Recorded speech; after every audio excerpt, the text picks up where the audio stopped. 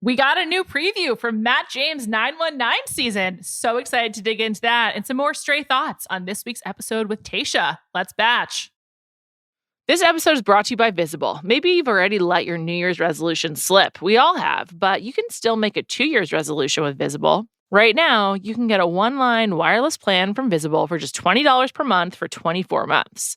24 months is basically 4 Bachelor seasons. That could be 4 engagements, 4 broken engagements, so many other couples we didn't see coming. It's really an eternity in Bachelor Nation. And that's unlimited 5G data powered by Verizon with no annual contracts. Switch now at Visible.com and use the code Visible24. Don't miss out. Offer ends January 31st. New members only. Promotional rate with service on the Visible plan. For additional terms and network management practices, see Visible.com. This episode is brought to you by eBay Authenticity Guarantee. eBay knows that when it comes to jewelry, authenticity is the real gem. When you see the blue check mark that says Authenticity Guarantee, it means your next piece will be carefully inspired by jewelry experts and will always be worth its weight in gold. Whether you're looking to make a statement or build the perfect everyday look, eBay is making sure you get the real deal. With eBay Authenticity Guarantee, you can trust that jaw-dropping piece will always arrive jaw-droppingly real. Ensure your next purchase is the real deal. Visit ebay.com for terms.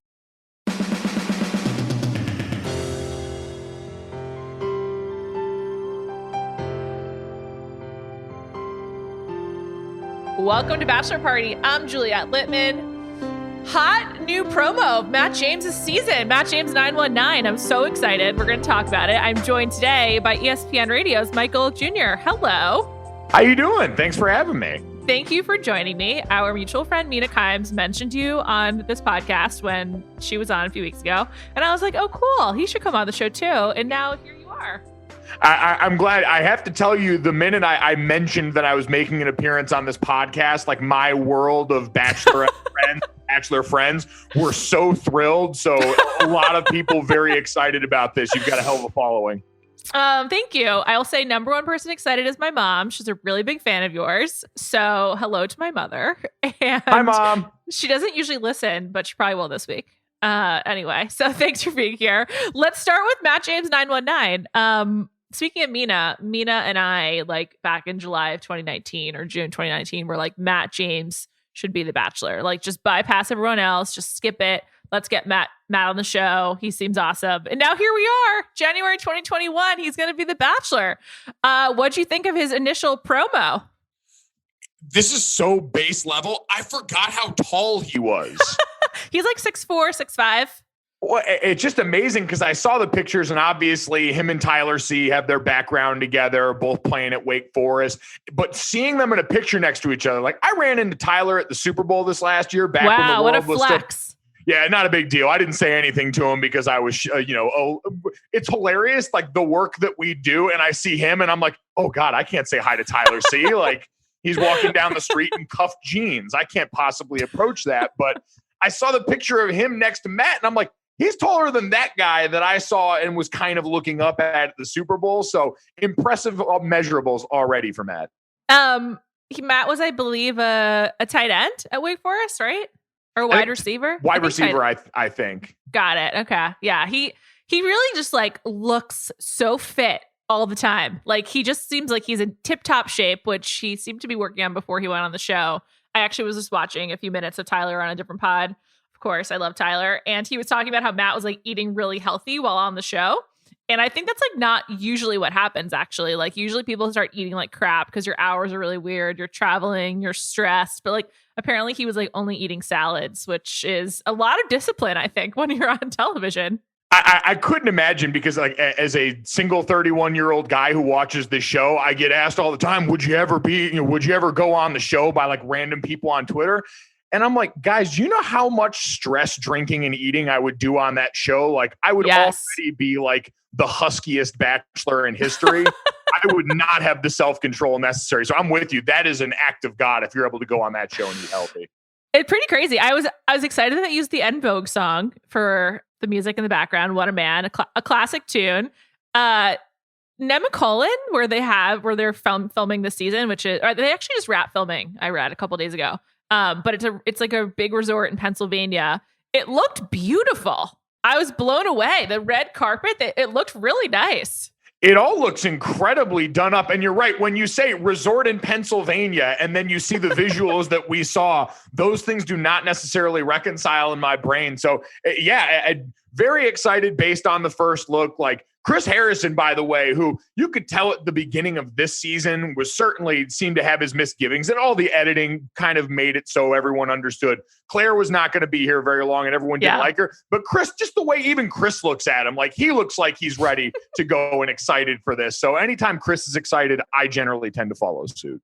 I also feel like he probably was happy to get out of like the Palm Springs orbit and whatnot and back to like a semi-normal season, or not completely, but at least like back on schedule. They filmed it like at the right time.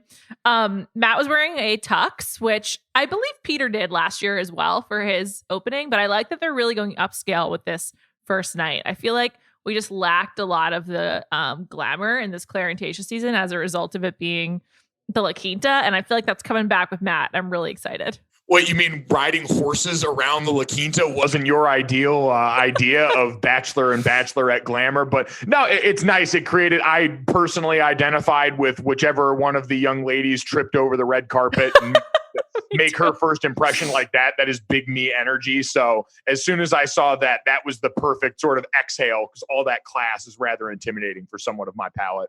It was a real Jennifer Lawrence moment of falling when you're, you know, all eyes on you. I would be legitimately nervous to talk to Matt. Like I hope to interview him one day. I've tried. I DM'd him when he was just Tyler's friend, just trying to like get him onto the podcast, and he wasn't allowed. And then they just like got too big for me.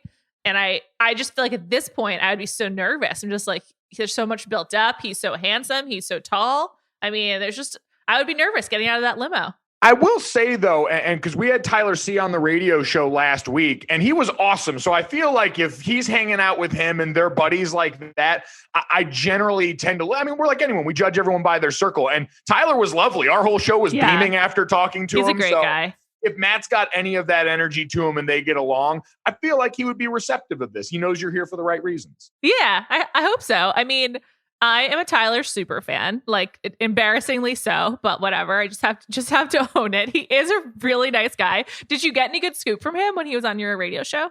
You know, it was interesting just kind of hearing him talk about the relationships behind the scenes in the house and kind of stuff like that, because we like quickly ditched any guise of trying to do sports in the midst of that interview. And I just gushed Bachelor and Bachelorette questions for him there. But I think just kind of digging into how you do get to kind of know all these guys, and we see glimpses of it. The editing never really gives you a ton of a feel for it, but that he kind of compared it to what you deal with in a locker room. Like you spend so much time with all these guys that you do end up pretty close with some of them on the back end of it. So no good goss as far as this upcoming season. We're going to have him back on again, hopefully in the future. And I'll just start to pry these things out of him. I think he's trying to do more sports media in general. Definitely. It seems to be, I know his agent, like it seems to be the direction they're going in, but I would too. He's good at it. Like he's, again, handsomer than hell. So. Oh my God. I know. Did you meet him in person or was it over Zoom? It was over Zoom, unfortunately. Thankfully, we did have the visual because our audience deserves the benefit of that visual. Everyone needs to know what he looks like. Yeah. Well, everyone this man is know. very handsome. Please respect this. Yeah, please watch. I'm excited for Matt's season. Also, I'm happy that it's going straight into it, like no break. It's kind of like the NBA right now. It's like out of one season, back into another. But I'm kind of into that actually. Exactly. And listen, this year, like you mentioned, everyone's had to deal with it being disjointed. Clearly, the Bachelorette had to make a lot of alterations. Because of that, it threw a lot of things off. But we get the weird benefits of, like, if we're going to have the Masters in November and have a Sunday with football and Tiger Woods, then we can also do this where we bridge Bachelorette right into Bachelor with no breaks and enjoy that. We've had a lot of bad things happen this year. Why not take it? Seriously. Just give us a pleasure show, something, just an escape. That's what everyone's been saying. And I do feel like with Tayshia's season and Tayshia's portion of the season in particular, it does really feel like a dumb escape now. Like the COVID factor's been taken out, which is, I think, a positive, and it's just like into classic Bachelorette drama, which we just got so much of this week. I enjoyed it. Who are you into? Like, who are the guys that you're like, I want more of that. I want more of him on my TV. I immediately have been drawn to DeMar. I think it's a combination of a lot of things. One, when all the Harvard discussion was going on surrounding Bennett, I was like, all right, he's a caricature over here. But then they slipped in the ASU for DeMar. And I was like, all right, yes, immediately relatable. This guy likes to party. He went mimosas when they were cooking breakfast for Tayshia. And then this one sealed the deal. He was the only guy at the cocktail hour with a glass of wine. Everyone else is like, I've got to have a vodka soda or a tequila soda. Ed's got to overcompensate with a tall beer. And DeMar's like, no, I'm going to have a glass of red and enjoy my evening. And I was like, you know what? I haven't seen a lot of this guy, but I like him and I'm into this. When he mentioned ASU, I was like, oh, just like James Harden. And I then had the same thought. And I was like, yeah, he must love to party. No shots at ASU. Plenty of great ASU students out there as well. But it does have, I just feel like when you're associated with James Harden, it brings a whole different light to the university. But like also James Harden's great. I very much hope he makes it to Philadelphia, to Brooklyn. I think that would be very fun. That would, oh my God. Side note.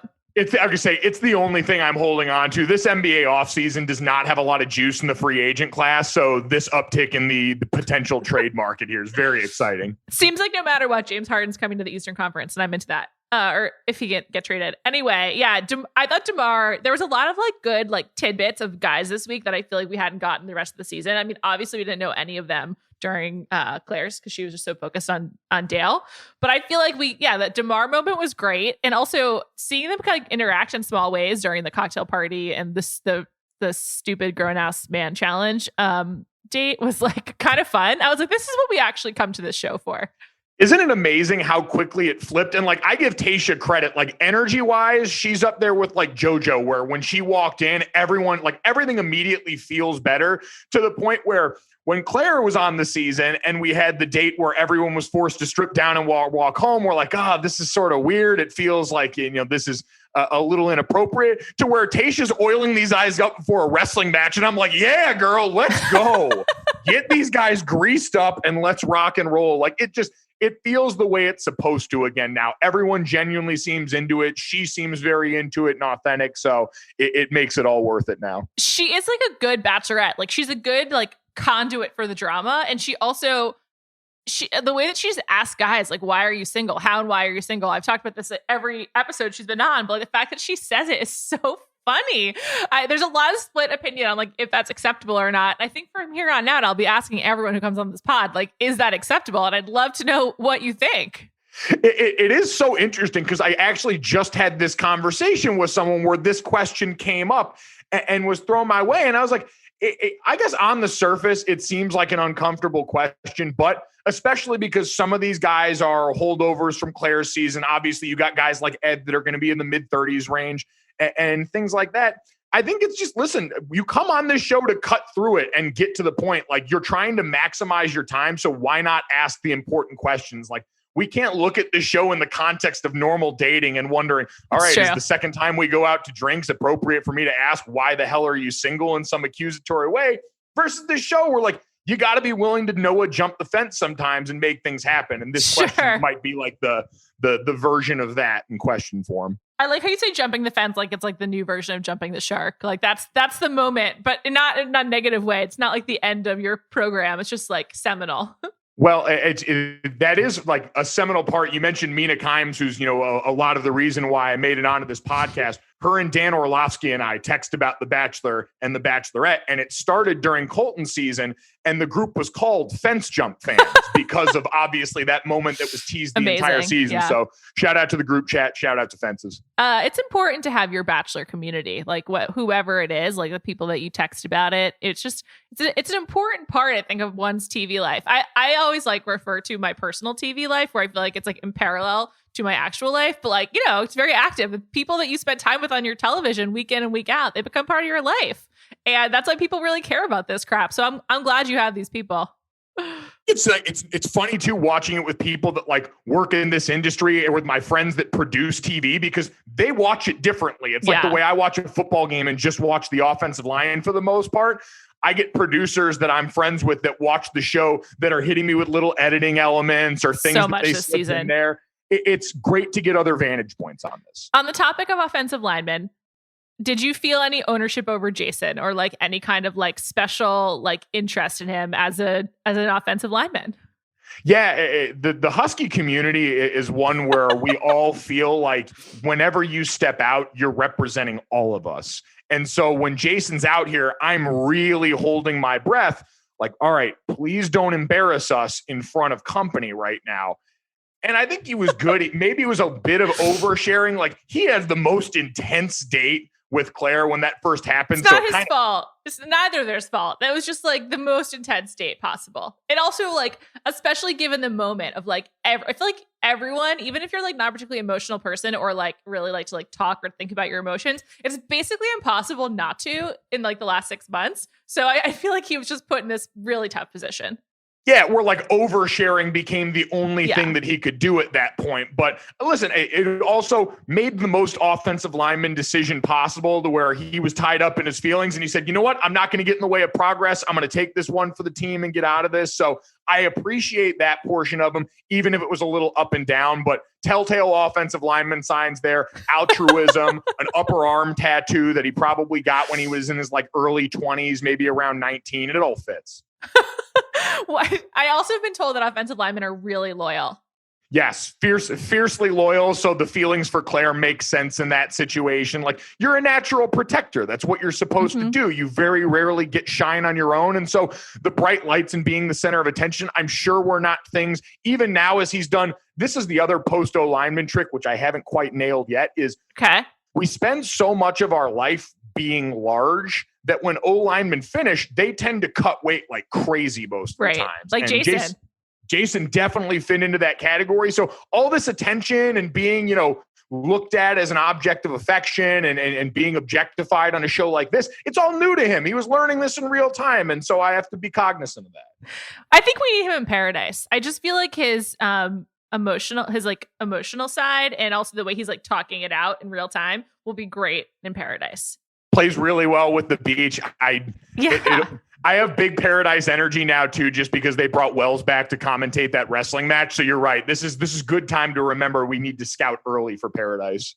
Wells was great. I was actually like, this is the most likable I've ever found Wells to be. And he was like clearly like quick. He was clearly just like keeping up with Chris Harrison. I thought he was really good. We talked about this last week, like who should get the Fred Willard spot. And I think it should be Wells. Let's make it permanent. Hey, listen, it's perfect. We're getting him young too, so we've got plenty of time to add to this legacy here. Yeah, very natural fit. Really happy for him. Nice to see. You know what? It just felt right. Like, again, like Tayshia taking over, Wells at the microphone. This feels like home now. It kind of also made me think that maybe Wells should be the next host of the show. Like, I'm not trying to get rid of Chris Harrison. He's working really hard this season, probably the hardest he's had to work in a really long time. But like, there will be a time. I mean, he'll probably want to move on. It'll just be time for everyone. And I hadn't really considered Wells. I was just like, I don't know. I never really liked him that much. But now I'm like, yeah, let's get Wells to be the host of the show. It's really going to be interesting. I'm going to have to go back and like screen cap the two of them together, because it does kind of, now that you frame it like that, look like sort of a father and son. Like, I would be shocked if they're up there and Wells has some sort of great quip where Chris Harrison under his breath doesn't look at him and go, "Great job, son." And Wells like flinches for a second and they don't acknowledge it after that. But maybe there is some weird parental vibe there for Chris. I also think that people generally like Wells. Like, he has a podcast, so like he has like an audience. He's, I think, well liked within Bachelor Nation. He's dating a celebrity. He's engaged to a celebrity. So like, just feel like he's got connectivity to many different factions that are important to this show. And I don't know. I kind of see it. I didn't before, but I'm seeing Wells in a whole new light. Way better than as the bartender. Way better. Yeah, listen, preparation meets opportunity. He had to get the reps as a bartender there. He's interacting. He's doing all that stuff so he could arrive at this moment ready to commentate on grown men oiled up wrestling one another for the hearts and affections of Tayshia. It was a good job by him. Let's talk about the wrestling. One thing that I found really funny was that they didn't really know what sport to do. Like, they were like, they were mixing up wrestling, UFC, and boxing. There was tropes of all of the major fighting sports, but like, it wasn't exactly any of them. And I just thought that was like very funny. And clearly they were just like, well, who can we get to be on this? Who's willing to quarantine for 4 days? And this is like where we ended up. I was just like, okay, we'll all just go with it. But I thought that also like some of them were kind of like impressive wrestlers and fighters. I was just like, Jesus, this is getting really intense. Listen, as someone who wrestled in middle school and then called it quits because the mats smell weird and singlets are very uncomfortable to wear, I was blown away that there wasn't more injuries because you greased them up and these guys were going at it. So like the amount of grabbing and slipping that could have happened, the fact that no one caught an elbow to the face is shocking and stunning to me. But there were some impressive takedowns, a little more Greco-Roman upper body style than what I was expecting. They spent all that time teaching them takedowns and these guys just threw that completely to the side and went up top. I mean, in their defense, most of these guys, like outside of maybe Ben, haven't seen a leg day since probably 2004. So it makes sense. What did you, I like Ben. I think that he's a good match for Tayshia, by the way. We'll come back to him. What did you make of Ed's chronic shoulder dislocations? Is that real? Oh, I mean, it's definitely not real. To me, it's just like, did they propose this to him as like an out because they didn't want to see actual violence there? Like, whenever I look at Ed, he always looks like he's trying to convince himself that he didn't just see a ghost. Like he's always a little scared and on edge, and he's got that faraway look in his eyes, like his world just forever changed. But he's a full-blown coward. Like that's what he is. He's a pseudo-intellectual. He likes to sit there and take vibes with Bennett, but then he goes and does his little bicep curl routine and stuff. But like when push comes to shove, that guy got all of who he is out of reading a magazine. Like he's like, oh, glasses, hair, muscles, shirts with huge necks. Those are all cool because I've seen them in magazines, and then they became a person. That's funny. That's a good call. I was went back to look at his bio because I was just like, who is Ed? I was like, he hasn't been on this show. Where did this guy come from? Who is he? I'll tell you, he's from Florida. I believe he works in medical sales. He says he's like ready to find the right woman. His bio was really generic, except for one tidbit, which I shared earlier in the week, which he said he loves all-inclusive resorts.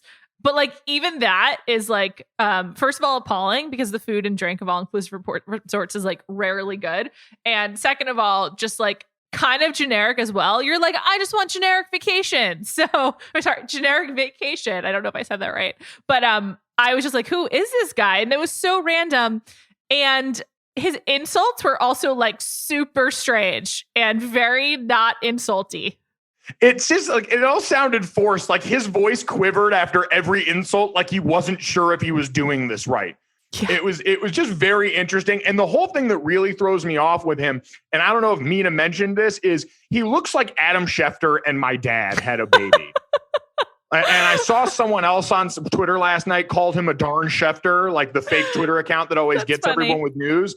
And I can't get that out of my head. And so I'm just like, man, this bootleg Adam Schefter is really going on here and having a go of it. He's become the guy that talks about guys when he's with Tayshia. I would like Ed to be breaking football news or like breaking Bachelorette news would be even better if he's just like sitting there at his computer with his phone watching the show and like 5 minutes before something happens just drops a tweet like spoiling it, like, you know, like this is what's about to happen essentially, the way that like Schefter and Woj both like right before something happens they drop the news. That would be great. That would be a good look for Ed. Probably better than what's happening right now. That is very true. I like this. So we've now cast Wells as a future Chris Harrison, and we've made Ed the Bachelor insider. This is perfect. We're helping fix a lot of guys that needed to find a role. We really, really are. It's true. Ed versus Chasen. Do you have any sympathy for Chasen? I mean, a little. Like Chasen's not. He's a guy. He's alive. I guess for Chasen, like he's not doing anything that it doesn't appear he wasn't programmed to do. Like I don't think he's intentionally trying to come on here and do anything because I don't think Chasen has that upgrade yet in his software. Like he's just using the words he knows. That's why he landed on Smoke Show because like he's clearly grown up and been indoctrinated in bro culture for a long time. He's been handsome for a long time, and so he feels all the pressures of I need to do these handsome things. And sometimes that has you using the same 5 words. That's not his fault. I don't think that 5 words is a problem either. It's kind of funny. It's like the 7 words you can't use on TV, the 5 words you can't use to describe Tayshia. First of all, I predict that he'll get like a real glow up. Like he's already handsome, but like he's been living in San Diego. He'll move to LA and he'll just get like even more groomed. It'll be ridiculous. But I see that in his future. Is Smoke Show offensive? Is that like what is Smoke Show? I couldn't actually tell what the men on the show thought. Bennett made fun of him for coming up with a noun when they were asking for an adjective, which is just like such a snarky thing. I am pro Bennett, but even that line, I'm just like, okay, dude, come on, settle down. And when you're the guy that got shamed for not being able to spell limousine, like, can you really start all of a sudden pulling out noun and adjective disses here? So I felt a little bad for him for that. Once I did a spelling bee when I was in college, and I had to spell poinsettia. And that's brutal. As a Jewish person, I didn't know there was a silent I at the end of poinsettia. So I feel like it's a little similar to messing up limousine. So I kind of felt for him. And I've not recovered from that spelling bee loss, which really hit me hard. But I felt for him a little. But then with that line, I was just like, okay, they're just trying to. You're making yourself look bad, and the show's playing into it by saying that. But is smoke show an insult? Like, I don't even know what to do with that. It's not an insult. It's definitely not a thing like a grown ass man. And I am doing this in air quotes for everyone that will just be listening to this, because God, that really got dug into the ground or beaten into the ground. But yeah, definitely not a thing you should describe like someone you like as in that moment. I don't know. Like that would probably, you know what? It's about context. That would play really well if this was the Jersey Shore. Like if we were going back to that house, everyone would be like, oh my God, he called me a smoke show. This is incredible. I can see JWoww being like excited about that, or calling a guy a smoke show. I actually think it makes more sense to call a guy a smoke show, but carry on. I completely agree. I just think here it's one of those things that while we don't want to necessarily just stick with the 5 preordained words, this one is out of left field enough. And I don't think endearing, especially in 2020, enough to be the thing his go-to now. I do think that like perhaps if they were alone and he like called Tayshia a smoke show to her face before and then like kissed her, it would actually be kind of funny and like play well. But like just because he put so much thought into it and there's so much buildup around like how he's talking about her, it was just super strange. And just in general, I feel like that word is no longer, that phrase is no longer really like in the lexicon. Like maybe it was like 8 years ago, but it doesn't seem like something that kids on TikTok are saying. That seems like something that his group chat gave to him at some point, like somewhere along the way, like, bro, you should tell her she's a smoke show, bro. She'll dig that. And he's like, bro, you're so right. Totally. I'm going to throw that out there next time. And sat and got in the lab with the boys. So it seems like also perhaps a producer could have handed that to him, like trying to like help him ideate and like going through some terms that he could say. And that's the one that they chose. That whole thing was just super funny. Or just like bizarre. This episode is brought to you by eBay Authenticity Guarantee. eBay knows that when it comes to jewelry, authenticity is the real gem. When you see the blue check mark that says Authenticity Guarantee, it means your next piece will be carefully inspired by jewelry experts and will always be worth its weight in gold. Whether you're looking to make a statement or build the perfect everyday look, eBay is making sure you get the real deal. With eBay Authenticity Guarantee, you can trust that jaw-dropping piece will always arrive jaw-droppingly real. Ensure your next purchase is the real deal. Visit ebay.com for terms. This episode is brought to you by Visible. Maybe you've already let your New Year's resolution slip. We all have, but you can still make a 2 year's resolution with Visible. Right now, you can get a one-line wireless plan from Visible for just $20 per month for 24 months. 24 months is basically 4 Bachelor seasons. That could be 4 engagements, 4 broken engagements, so many other couples we didn't see coming. It's really an eternity in Bachelor Nation.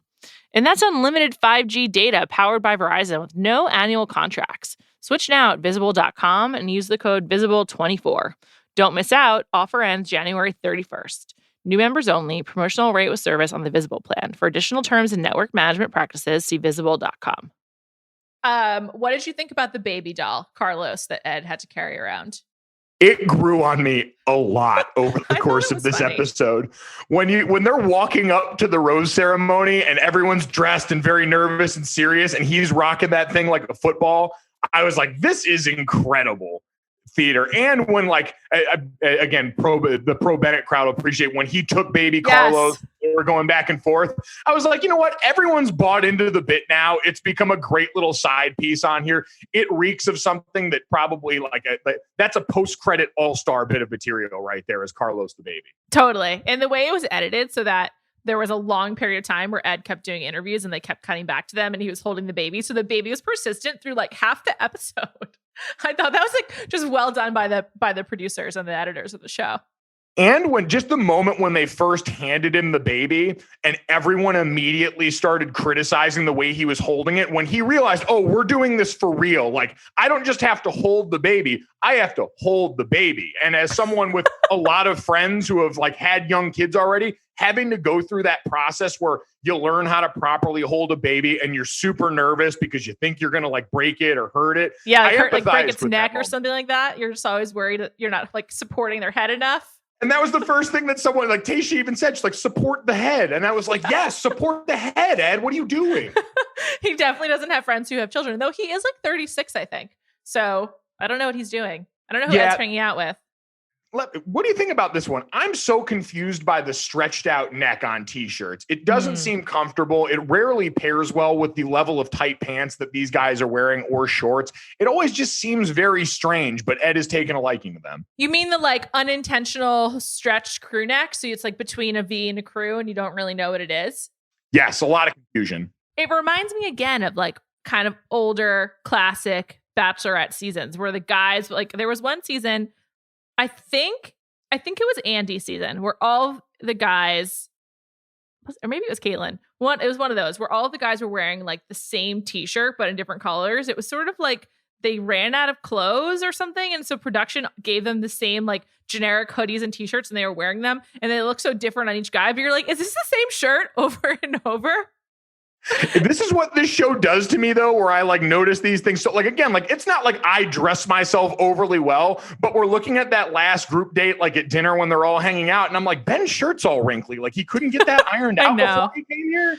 My main thought on all of them is like, they must be so hot. Like every time I think about their clothes and then I just remember that it's like 115 degrees at night. I can't believe it. Also, this has been brought up a lot on the internet. Why aren't people sweating more? I understand it's the dry heat of the desert. I've lived in Southern California for over 8 years, but like, I get it. But nonetheless, like I sweat when it's hot. If you're moving around, it's going to be hot. And so I like the fact that they wear jackets, that they like go full suit. I don't know. It's crazy. And neither Claire nor Tayshia, their makeup has ever been like running. Their mascara is perfect. It defies logic. I don't get it. Yeah, I'm hoping that's an editing thing because you're right. If not, then I'm worried about their bodies. Like I should at very least be seeing some brow sweat so I know you're regulating temperature the right way. Now I have to worry about if your core's overheating. I know. And that also made me wonder with the wrestling date. I was just like, where is this? Like, where's the air conditioning also good enough? Do they have this large like soundstage like space at La Quinta? I was very confused by that. Although I guess like with the school, similarly, like probably just like was being unused. So probably wasn't that hard to like set it up for COVID restrictions or whatever. But I was just like, where are these spaces that they are spending time? It's very confusing. I would like to know that for after too. Like I would love to be the employee that was helped setting up that mats that now every time they walk by that room in the future are going to look back and remember, oh yes, I watched a bunch of men get greased up and wrestle each other for a while for The Bachelor. Like what a great memory. Yeah, it just was very, I was just like, who are the extras and when Chris Harrison was like, it's in front of a live audience for wrestling, I was just like, who is it? And then I didn't even realize it was the other guys. Like that's who was there. And they didn't show any other audience members, but I think he just meant the rest of the guys. And that's why Noah was able to jump in. Yeah. That moment too, I always love, and this is like another one of my favorite tropes of the show, when guys get mad at the other guys for playing the game the right way. Like, oh yeah, God forbid Noah, who hasn't gotten much attention or screen time, now searches for a way to insert himself into the picture. How dare he defy the code of this house of guys who at times seem like they want to be friends with each other more than they want to win the game. I know the last 10 minutes was entirely devoted to guys being mad that Noah got to come on their evening cocktail party. Just like that's the point of the show.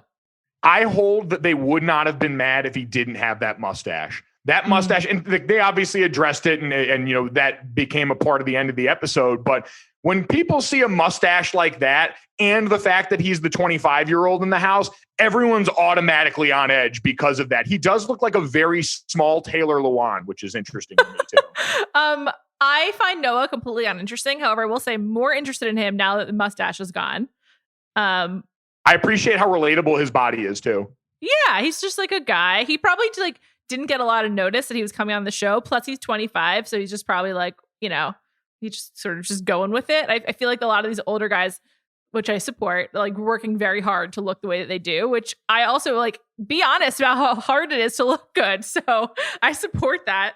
But I just like found him so boring. Like, I guess like it was kind of funny that she shaved his mustache on the date. It reminded me of an episode of Dawson's Creek where Joey shaves Pacey's mustache, but whatever. I was just like, I don't care about this guy. Do you? No, not he at all. Speak.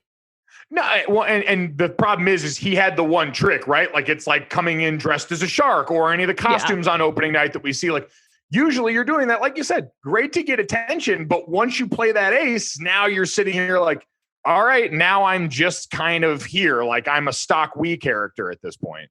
We really need a cut down day. That's how I feel with this right now. It's like there's actually still too many guys. Like I'm glad we got Dr. Joe. I'm glad that we got a lot more of many of these dudes. I mean, even Ed, who I like to know who he was before, but like we got some DeMar. We got a lot of Ed. We, finally getting to know Dr. Joe. Noah's in the mix, whatever. Like, but I just feel like there's too many guys. Like there hasn't been a rose ceremony in a while. And when the 3 that she sent home in the one rose ceremony like came and went, 2 of them literally never spoke. Like 2 of them came last week and now are gone. And so it was like basically completely irrelevant. So I just feel like we need to cut some fat here. Like Jordan, who she consoled when he got hurt. Like she's not into him. She just was like, doing her due diligence, making sure he's okay. So like, let's get rid of some of these people. It's very interesting kind of looking at the group overall. You're right. Cause like they felt the need to bring in 4 extra guys and give her that, which thankfully gave us Spencer. He's very interesting to me because I feel like he's got major villain potential that's not being realized because of what's gone on so far with Chasen and with Ed. But I feel like he's there and waiting. Like he came in and immediately rubbed everyone the wrong way. And then they just sort of let it slide in all this one. He's got really compelling eyes. Like there's a lot to take in here. Very handsome, very good looking guy. He's also a lacrosse player, which I just feel like invites the villain treatment. Like they tried to give it to Bennett, but it really is Spencer. Like someone DM me, and I appreciate this intel, that he's like really into his club lacrosse team at University of Oregon, where he went to school, which is just like such a type. And this is a show that is often trades in stereotypes. So I'm comfortable being like, let's play into Spencer's lax bro nature and go with that. Like that would make a lot more sense than trying to make this Bennett Harvard situation happen, which like, unfortunately, Bennett is pretty charming. So it's hard to just make him a straight up villain. It seems like Spencer is less so. Also, like that Spencer has such a legit career. He works at a water treatment plant. Like that's great. I just like, let's spend some more time with him, good or bad. Yeah, right, wrong, or indifferent. I do have to give credit to you, as we mentioned Bennett and kind of the suave move there. A lot of guys off put about the robe on the breakfast date. Oh, I liked it. I did too. I'm all for comfort. Like, again, we're all like, they're all there to show off these bodies that they've worked so hard for. And he did the bravest thing I've ever seen. And I have to give a lot of credit to Tayshia on this too. Trying to very sexily feed her beignets with the powder on top. Oh my God. So messy. He's walking in there with a live bomb right now, just praying that thing doesn't go off, because that could have gone so many awful ways. And to her credit, she managed to eat it without inhaling, which is the cardinal sin. And he managed to feed it to her without getting powder all over. It was amazing to watch. That's a really good point. I hadn't thought about it. It's like a really messy food. I would not want powdered sugar in my bed personally, but they made it work. Maybe he was wearing the robe. Should it get messy? Yeah, you know what? It's smart. If you fail to plan, you plan to fail. So He was on top of that. Also, robes are just an essential item that I feel like are not really discussed enough in general. Like I feel like robes should be the subject of a lot more SponCon. Like just having a great robe, this is really wonderful. So shout out to Bennett.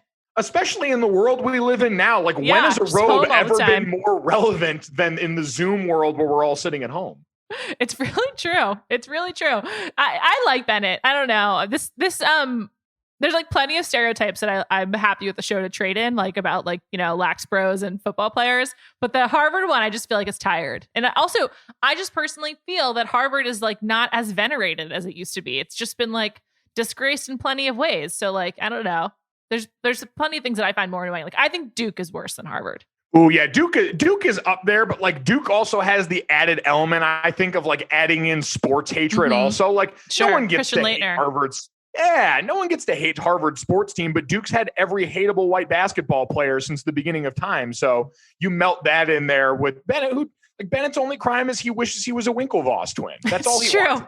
It's true. He was dressed like one too, with like that blue and white checkered shirt and the white shorts. But I think he looked good. So whatever, Bennett. But yeah, I think I'd like to like just get rid of the ones who really didn't get to speak this week, except for Brendan. But I think if you didn't get significant airtime this week, I think that with the exception of Ivan, who they're clearly like building up for next week, I don't think you have a shot. Because like so many of these guys didn't really do much of substance, but they got a lot of airtime anyway. Like Zach and Ben, and then there was just so much devoted to Chasen that like, who cares? It was a lot there. I'm very interested. What are your thoughts on Joe? Because he snuck in a fair amount of screen time. He had a couple of like good laugh moments there. And as someone pointed out on Twitter, like he's an anesthesiologist. Yeah. He looks pretty, like he's pretty cut up there. He seems like a nice, funny guy. Self-effacing. Yeah. I like Joe. I like him a lot. I think that he kind of like got one episode, and I bet that he goes home soon. Because we've seen him interact with his fellow contestants a lot, but I can't remember him interacting with Tayshia. Can you? They had one date where the two of them were sitting and eating what I believe was kimchi in that moment, hanging out, talking about like their families. He asked her, what her background was. She said she was African-American and Mexican. He told her that he was Korean. So that was the only interaction that we really got out of the two of them on screen. Yeah, I feel like if we don't see you at this point interacting with Tayshia, it's a bad sign. Like I feel like Noah, though he hasn't spoken, will go farther than Joe because he got a rose. Joe, I really like. They should have used him as a narrator earlier. Like I feel like Easy got that role from the beginning, but now it's kind of this past week it was way more on Joe. I mean, he's clearly very funny, so I like him. Also, I just feel like Bennett gets all the attention for being the smart one, but there's clearly a lot of really smart guys here. So let's talk about all of their intellects, except for Ed, who I never want to hear about his SAT scores ever again. That was embarrassing. Nope. That was hard. There was a lot of cringe with Ed. That was up near the top. Yeah. That was really rough. I like Joe. What do you think about him? I like Joe. He gives me Major League Jim Halpert vibes. Every time he looks at the camera, he's got that smirk, that sort of dry sense of humor. He probably is the smartest one there. He's like a little bit too self-aware and like all knowing. And so he kind of like can't really play the game because he's too aware of the game essentially. But he was great this week. I really enjoyed him. I feel like he's going to be a fan favorite.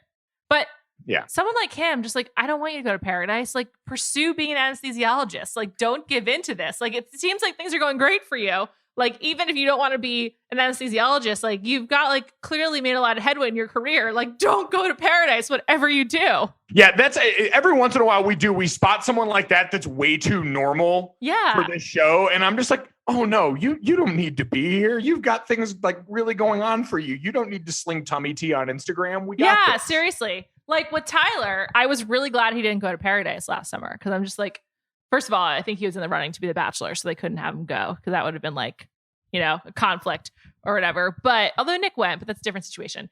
Anyway, I was really glad he didn't go because I was like, dude, you're above it. You're like just a unicorn in this Bachelorette world, so please don't do it. And I'm really glad. I do think except with the exception of Wells, who's parlayed his time into something much bigger. I feel like a lot of the big paradise breakouts like aren't really able to evade the Bachelor world. Like look at Ashley and Jared. I mean, they're still Can we here. talk about? I like them, but I do too.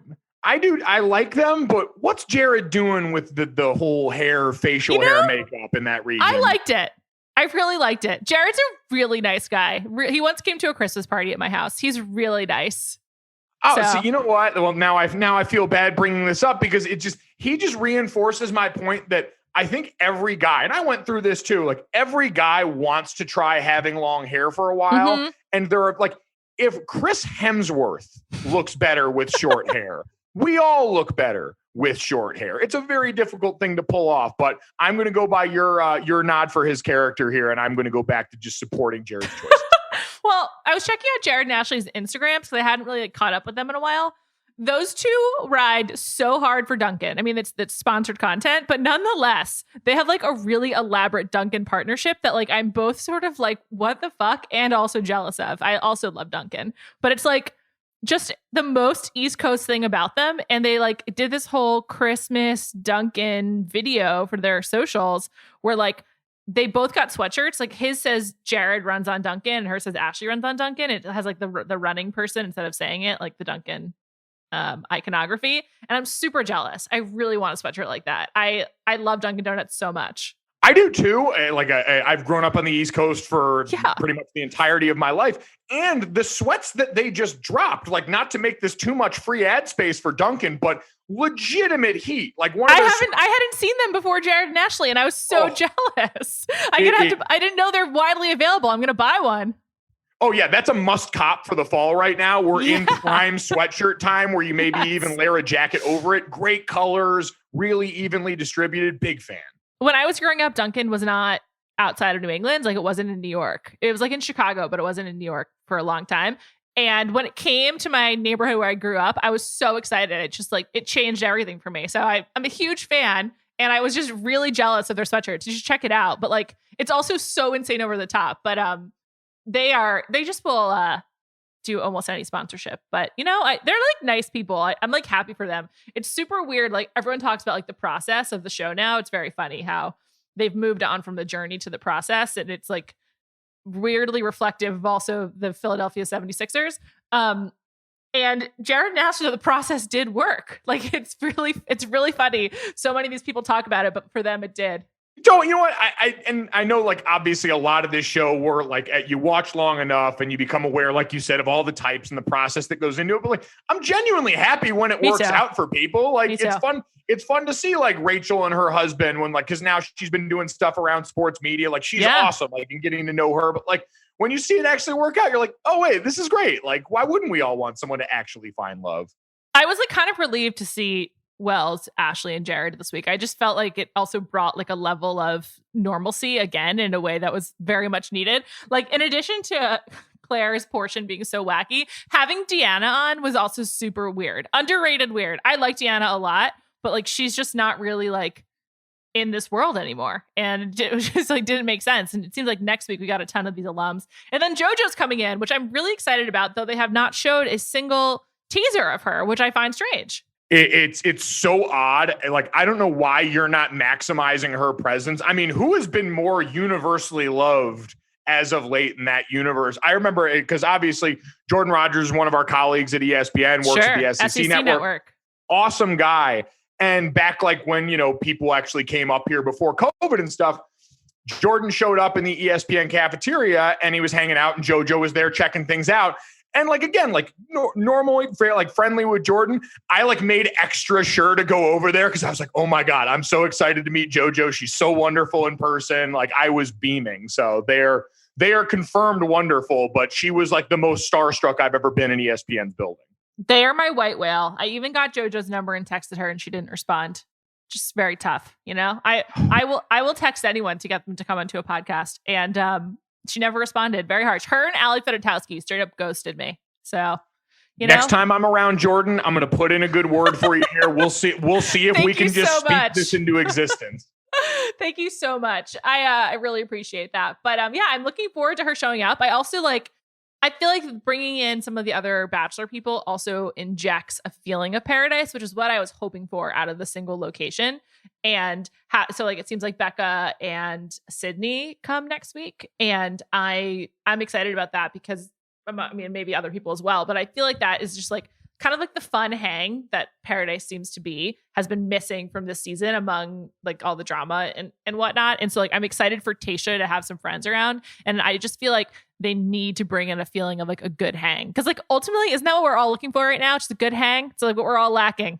I was going to say it's a perfect micro for the microcosm of the world right now. The feeling they're all getting is what the first time post-vaccine when I get to walk into like a bar or someplace and my friends all start walking through the door and you're just so genuinely excited to see all these people again in that setting. That is the exact vibe that we're getting right now from all this. And you're right. Like it is all of us just trying to live vicariously through them. It's really true. It must have actually been weird for them to leave because I'm sure they didn't have to mask the contestants, at least. I bet the crew did. But they probably didn't have to wear masks while they were on the show. And then having to like leave and be in a much more restricted world after like the 2 months inside the bubble was actually probably kind of strange. But Who knows? Who knows, Bachelor Nation? Also, Bachelor Nation does not seem to be as wary of indoor dining as many other people seem to be. So just like, well, who knows? Everyone's got their own comfort level.